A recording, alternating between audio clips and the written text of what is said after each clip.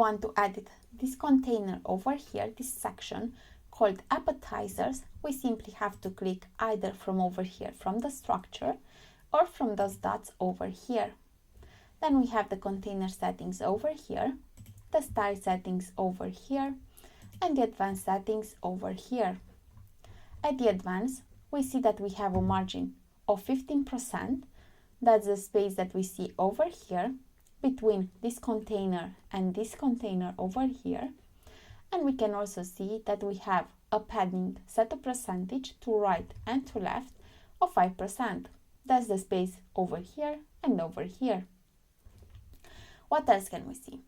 This section called appetizers is composed of two containers.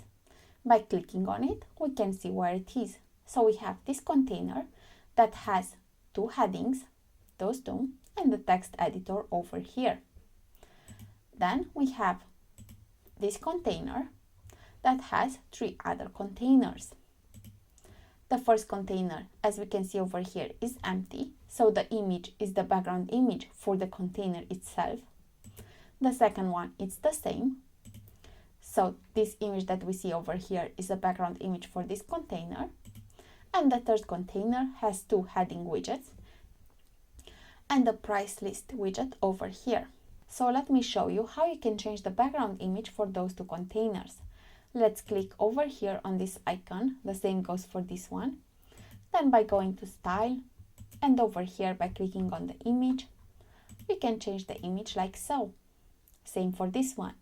We first have to click over here to edit the container, then go to style, to image,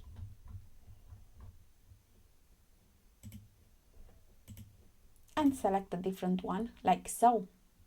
One more thing that we see is that those three containers have the same height. So by going over here to the container that holds the three other containers, those two that have the image and this one, and going over here to align items, we can see that it's set to stretch. If we are changing this, we can see they are no longer the same height.